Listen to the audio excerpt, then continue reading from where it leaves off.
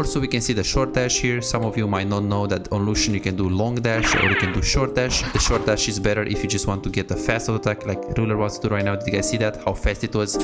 What's going on, guys? Vizais here, and in today's video we're gonna analyze Ruler. We're gonna see exactly the thought process of his decision making, how he plays, what are his thoughts while he's playing in the game, and why he's doing things in the game. So in this one you can expect wave management, macro, lane, how to play with a support that doesn't necessarily follow what you want to do, how to adapt with your teammates, and more amazing stuff. Make sure you like, subscribe, and hit the notification bell, and if you're the first time here, make sure you subscribe as well to make sure you don't miss out any video. Enjoy. So the matchup right here is actually pretty easy. It's with Milio and he plays with Lucian. He actually starts to go for the Q. He knows that he can also start W in this particular matchup. Milio with Lucian is pretty OP matchup. I'm very surprised that he didn't go for first strike. He went for PTA even though he's actually with Milio. Maybe it's because they do have a tank Sante top lane, so he's pretty scared that in the later stages he will need first strike. I like that he's always trying to use the Q to the minions on the Aphelios. Aphelios overall level 1, he can contest Lucian priority, but because it's Lucian with Milio, they aren't really able to do anything. So I like how Ruler is like walking up a lot. He's just trying to zone them. So right now, if the Aphelios wants to get this minion, he will probably just look to E exactly. And I mean, he's actually tanking 2 tower shots. Is he gonna die here though? He's actually so aggressive, so this is insane, and this is actually a common thing in Korea.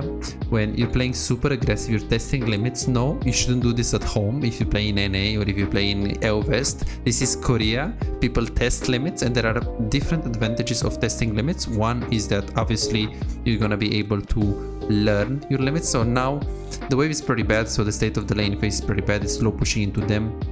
Ruler, so he's probably playing in master tier or something, which is kind of low elo for him, so he's kind of like just testing limits really. As I said, the advantage of testing limits is that one, you're gonna be able to know how far you can go with one play. You're gonna basically know better your damage. You're gonna get better at understanding your damage. Yes, there are a big disadvantage, like you're gonna lose more in solo queue, you're gonna be coin flip, you're gonna tilt a little bit faster, so there are big disadvantage of that. So it's a lot of action here. Ruler is just going to walk up in. Let's see what he's gonna do here. He is just auto-attacking, doesn't even E. I really like how he is. Do you guys see that? He's Eing on a diagonal angle. So right now, he doesn't E like this. He doesn't E like this or like this. He's always Eing on a very diagonal angle. So he's gonna actually keep maintaining himself long range, as you can see, like max range with the target. He's not gonna go melee, so he will always go left here to be able to do the diagonal angle E dash, and right here he just backs off. The wave is quite bad. Philius is slightly ahead in XP. He's probably just gonna look to go on the river. One thing that I actually see at Ruler is that his cursor, as you can see, is pretty big. I really like that this wave is coming into him. Milio is not in the lane, so he's actually deciding to go for the scuttle. One thing that I like at Ruler is that his cursor is so big, and I actually don't know if it's actually because of his resolution or simply because he has a big cursor. He changed it. That I actually don't know.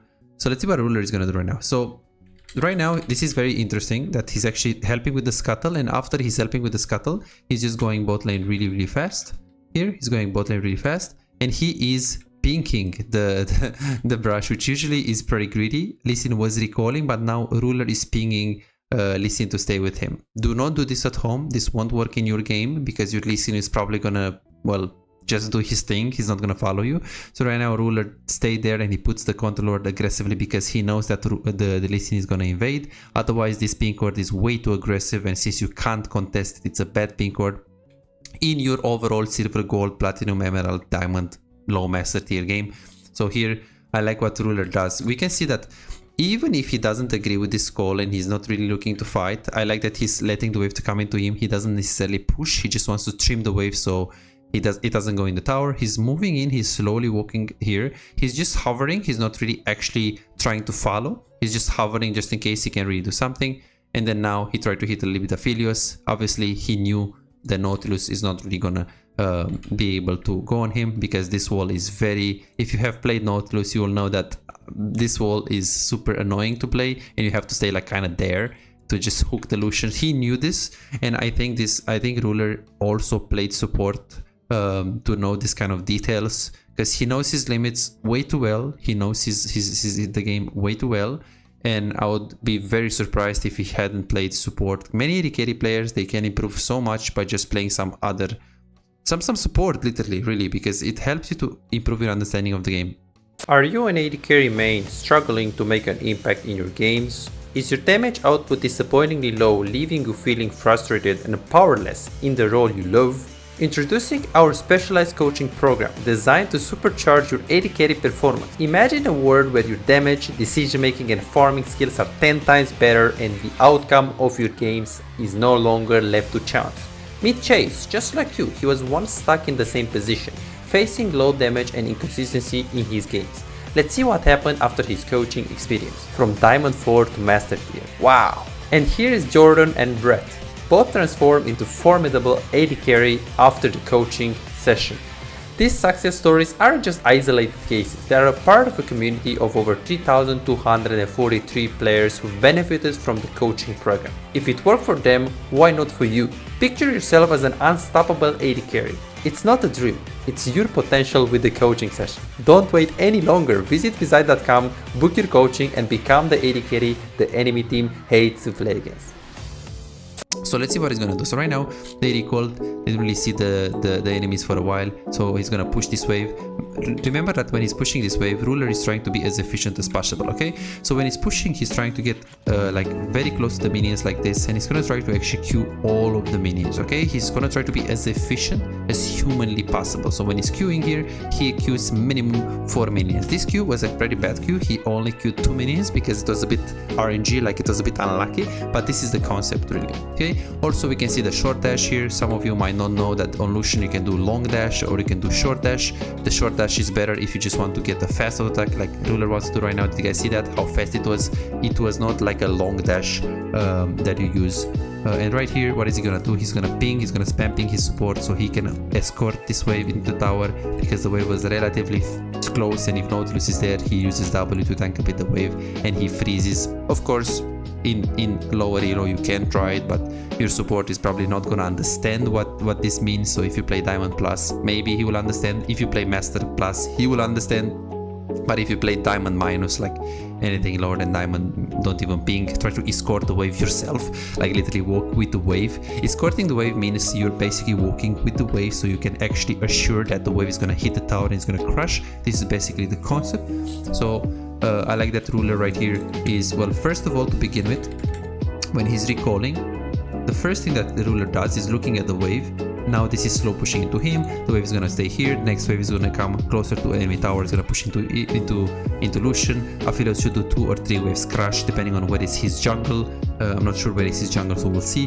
Ruler is also watching the minimap. I see a lot of AD carries, they walk to the lane and they're like, okay, I'm gonna look at the fight. Well, but did you look at your wave? The most important thing for you, the wave, the minion, is to see if it's slow pushing into you, if it's not slow pushing into you, to see the state so you can actually have a better understanding about the next decision that you should actually have. Okay, I don't look at. Well, you should look at the wave first. And this is Ruler, Uzi, Faker, they all do this. Yes, some of them they don't even look because they already know what's gonna happen based on at what stage they died. But most of them, if you watch Deft, Gumayushi, Gumasushi or Ruler, you're definitely gonna see these patterns. They look at the wave right after they die or after they do something, they just look at the wave. So I really love this, what the Ruler does. So theoretically, he really needs to be very careful. He doesn't need to fight here. He doesn't need to fight because Milio is in base, okay? Nautilus could be behind him, he's gonna get some vision. He does not need to fight. The reason why he's fighting here is because we can see that Milio is pretty far away. So right now, when he's actually getting chunked here, what he tried to do, he tried to actually chunk the Aphelios, so he forces them to dive him. The reason why he wants them to dive is because Milio is relatively close. He has flash in 10 seconds, he has 2 biscuits, he has ignite, he has E, so he can outplay this quite easily, especially because he knows that Nautilus does not have his flash. So this is all of things that Ruler was thinking. Ruler was thinking about all of these variables. Ruler was thinking about how much does the Milio take to come bot lane, and if he can buy enough time for Milio to come, then he's gonna be fine there. So of course, don't do this at home. because maybe Emilio does something stupid and goes to the jungle, or be very careful because a lot of these decisions, they're not applicable in your rank. Some of them are, some of them are not. He goes on the river. Let's see what he's gonna do right here. I think he's just gonna go really fast on the Aphelios. Aphelios should not really, yeah, he should not really play so aggressive. But the thing is, the Nautilus was in the brush. So check it out, guys. So he EW at the same time. The reason why you EW at the same time on Lucian is because you get the slow if you hit the W after you hit someone. So you hit W, he hits Ignite, he walks up very far. So you see exactly what I was saying. In general, a bronze player will be, okay, in this lane, I need to not get hooked, right? But the fact that the ruler knew his limits, he knew that he can literally tank the hook and still win. This is, yes, with Nami, with Melio, with Lulu, it's not with every support. It is not with every support. But the fact that ruler, he actually tested the limits so much. He tested so much and so long limits that he knows for sure what is going to happen in that situation if he gets hooked and if he doesn't get hooked. This is something that a player that doesn't test his limits very often doesn't actually know. And we see that right now, the Q that I was talking about, that is super efficient when it comes to queuing. You see this Q, 1 2 3 4 5 6 minions, Q, very efficient. You can do this on Xayah, you can do it on Lucian, you can do it on all of the champions that require you to push pretty fast, and he just recalls here. He doesn't even get a plate, and this is a big mistake, even though it's probably master or grandmaster or even hitting challenger here. He pushes, and obviously when you're pushing, you can get plates. The thing is, Aphelios is 8 seconds on cooldown. It takes 30 seconds to get from base to the lane. It takes 26 seconds to get from base to the lane after you have boots and you died, because you get the movement speed. So Aphelios should actually be around this. Now Aphelios is going to be around this. So what ruler does is extremely smart. He doesn't even walk up for the plate. He immediately just recalls. Yes, this Melio is probably thinking that the plate is low, but ruler knows that Aphelios is pretty close. So if he stays here, 1, the enemy jungle can gank. 2, the Nautilus can stop the recall of Emilio. Exactly. This is a big mistake. Okay, so I guess Melio saw the Evelyn and he knew that he's not gonna get ganked. The problem is that he didn't know the ruler is pretty tilted right now. This guy didn't know that even if he gets the plate, it's not worth. If you know your enemy is able to stop your recall, if you know your enemy is able to kill you, if you know your enemy is gonna be able to do something so you don't actually get to recall after you get the plate, you shouldn't go for the plate. Many players do this mistake. They try to get 2 plates, 3 plates. They try to get the wave, the plate. Then they're looking at the wave and be like, oh shit, so now they also get plates? That's not good. I would rather get 1 plate and equal compared to getting 3 plates and they also get 2 plates, you know? Okay, so let's see what's is really gonna do. Okay, Aphelios is just gonna get caught here. This is beautiful gameplay. He probably thought that 1v1 he can 1v1 Lucian because he has red and white, which is true. As Aphelios, he feels very strong. Of course, some of you would say that, oh, but he's just inting. I don't disagree, but remember that this is Grandmaster Korea, so people have a plan. They're not just, you know, brandedly doing random stuff. Sometimes they do, and sometimes it's like Korean tilt. Let's see the Q of ruler here. Let's see the Q. I want to see the Q. 5 minions or 6? Okay, he got 5, which is pretty good. I don't think he's going to use his W because W is like 60 mana. I think he's going to conserve it. And I think in this specific case, he will go for some plates because he knows that he's actually pretty strong and he gets them in a very fast way. Now, he just records immediately in the 3rd brush because he knows that Nautilus might actually walk up on him and stop his recall. Easy peasy, easy peasy, easy peasy. He goes on the laney phase. Let's see what he's gonna do. Okay, I like this.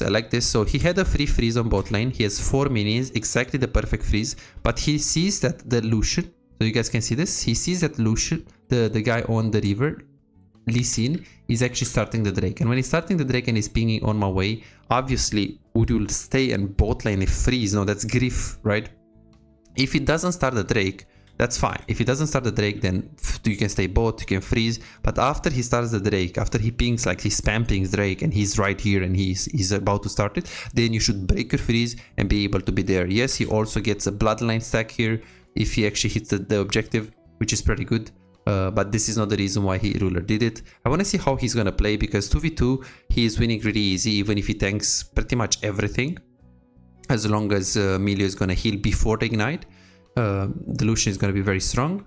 They do have Evelyn though, so I think Ruler should be extremely careful. Yeah, he should be extremely careful of the Evelyn. He does have Stormlaser. Right now he's trying to play pretty safe. He sees that he's playing weak side, that Lee Sin is mid lane, but now since Nautilus is mid lane, he will try to do something here. Let's see this combo. Is it EW again? EW, auto, back off. He could have ulted to chunk him, but I think he's gonna keep it for very soon, when he's gonna just all in him. He's gonna push very fast with his Q on all of the minions. He will stay on the left hand side, and since right now, do you guys see that? So right here he saw Evelyn mid lane, and he's actually checking. He's pressing Z. He's checking if Lucian used flash or heal, so he knows. Oh, sorry, if Aphelios used anything, right? He's pressing Z, and he's actually looking for that. He's looking for these things. He really needs to know it, and he really also needs to know if this guy has ultimate, because obviously the Aphelios has right now the Gravitum and Infernum, so he can stun him. So this is very important, because in Korea people take care of the summon spells. They track the summon spells. Let's see what's gonna happen. Ruler, EWR, beautiful combo. Aphelios can't really do much, and then yeah, no, honestly no counterplay. He played it really good. What I liked about Aphelios is that, as you guys can see, he moved left, he moved right, he moved left, he moved right. He tried to actually dodge the Ruler ulti, but wasn't really possible, unfortunately. He pushes the wave, he immediately recalls. He could have pushed one more here.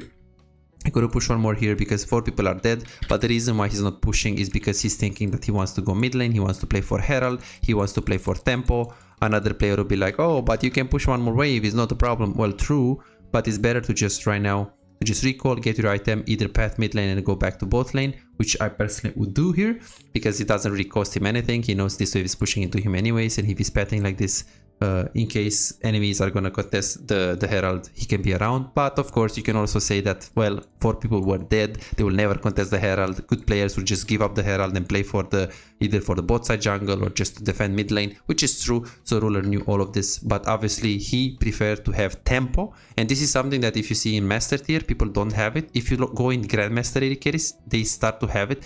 People, instead of getting, oh, let me get the free farm, they always ask themselves, okay, but do I need to be with my teammates? Do I need tempo? Because if you already have your item and you don't need the gold, you don't buy anything extra with the gold, it's better to just play around tempo and not actually push that one more wave, just to push that one more wave.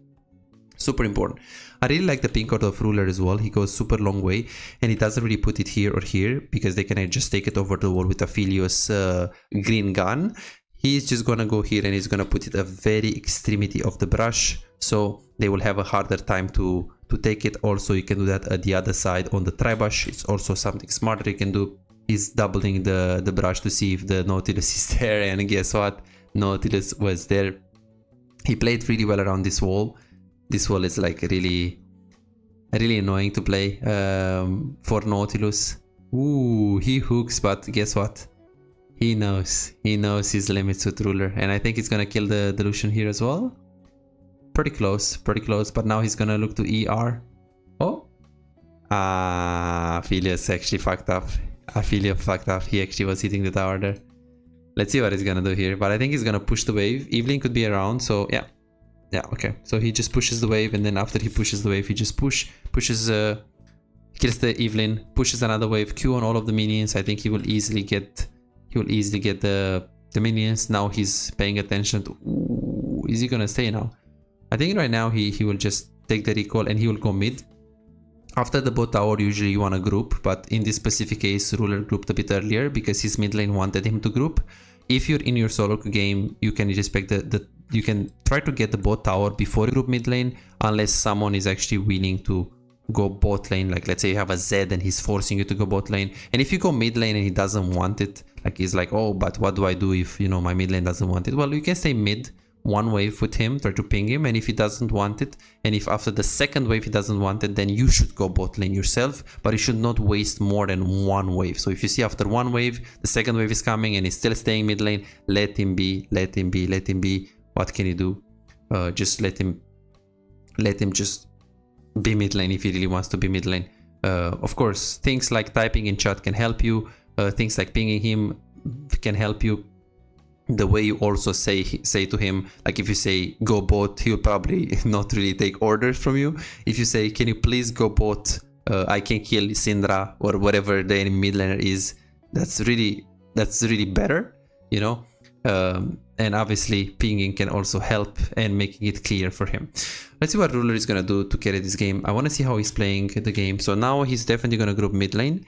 He'll play with Milio, and I personally think that the way I know Ruler, and after I watched him for so long, I think he's just gonna E in like very aggressively. He's gonna try to play super aggro. He will face check all of the brushes. He'll expect Milio to be behind him basically every time, and he will play around his jungle. So right now in the mid game, it's really important to either play around objectives, but most of the cases the objective is either farm or either jungle, your jungle. You know, that's the objective for AD carry in the later stages. Now let's see what he's gonna do. I'm pretty sure he's gonna E in. I'm pretty sure he's gonna E in. I'm pretty sure he's gonna try to do something crazy. Let's take a look at this.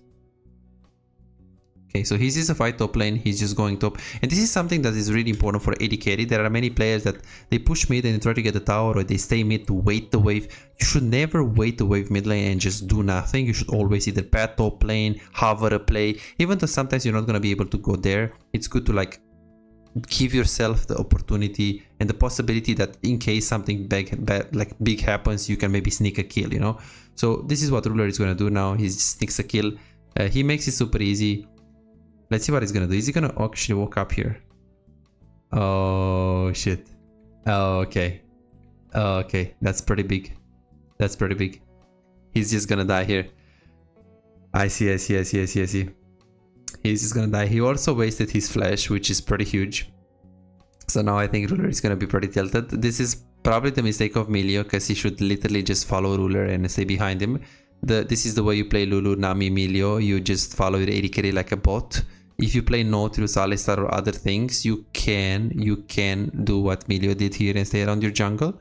But the problem is that one, it's Milio Lucian, and two, it's Evelyn, right? So you need to stay with your AD carry. So now Ruler is pretty tilted. He just spams FF. He's just tilted. He's just tilted because he knows that Milio, all what he has to do is buy pink wards, keep 2 pink wards every time he has in inventory, stay behind him. So this is the perfect positioning of Milio. This is the perfect positioning of Milio. So if the Evelyn jumps on him, Milio is in fog of war, because what enemy's team actually sees now is this, like this is darkness. So Milio should stay in fog of war, bait. Lucian should actually E in to bait Evelyn from behind, and then Milio is gonna come. He's gonna put a pink ward exactly when Evelyn is gonna W, and then he's gonna play from there.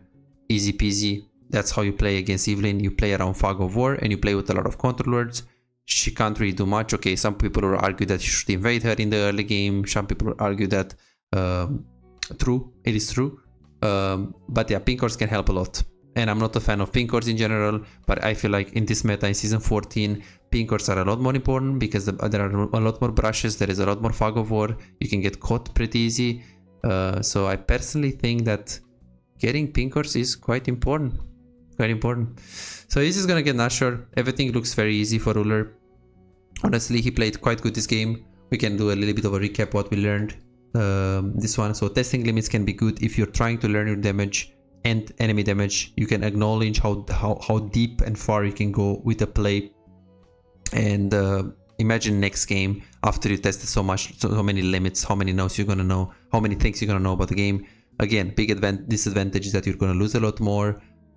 You shouldn't do it on main account, in my opinion. You should do it in a matchup that is also possible. So be very careful when you're doing it, because if you're doing it with a Milio, with a Nami, with a Lulu, whatever, sure. But if you're doing it with, let's say, you play Twitch and you have like a Sona that can't just, you know, help you at all, then you shouldn't do it, obviously. So be careful with that. It's really good playstyle with enchanters, but with engaged supports, it might be a bit inty, coin flippy, and you don't really want to do that. How to follow up fights and bad fights, we learned it as well. We saw Ruler how he's hovering fights, and what to do if your teammates make a play that you don't think is smart. When to group mid lane as an AD carry, you need to be taking the bot tower, and after you get the bot tower, obviously you want to look to go mid lane. And if someone is forcing you to go mid lane, you can also go before the bot tower is actually gone. It's also a good thing. Try to tell your mid lane to go, but if after the second wave he still doesn't go, then let him be and you go back to bot lane. All what you have to do is push 2 waves bot lane, then you go back to mid. You're not really preparing to stay mid, because obviously you're probably in the mid game then, and then you just want to be in team fights. Guys, this is it. Thank you so much for watching. Let me know if you like this kind of videos. Please comment for algorithm and comment with what else, like who else would you like me to actually review and watch, and what kind of other videos would you like me to do on this channel. Thanks so much again for watching, and hope to see you next time. Bye-bye. $5. If you have problems improving and getting better in the game faster but cannot afford booking coaching, on my Patreon you can access more than 627 VOD reviews, premium videos about how to wave management, mid-game macro, and tier lists that will show you the best champions to climb and to improve for your elo. And these are not on YouTube, this is only on Patreon, they're exclusive. Moreover, you can participate in the free coaching waiting list to get a premium VOD review. I'm giving away 2 free VOD reviews every single week. All what you need to do is simple 2-step process. Subscribe to my Patreon and share your OPGG, and voila, you are on the waiting list. You're gonna get a personalized VOD review for any game in your match history. For just $5, you get not only the free VOD review, but a whole bunch of exclusive benefits that will supercharge your gaming experience. It's a small investment for a big return. And it's just $5, it's no brainer, right? But here is the deal, you've got to act quickly. The waiting list is already filling up fast. 55 people already subscribed to the Patreon, and there are 6 people that they already are on board, they are on the waiting list. And more are joining every moment. Now, do you want to secure your spot for a free VOD review? Go ahead on my Patreon and reserve it right now.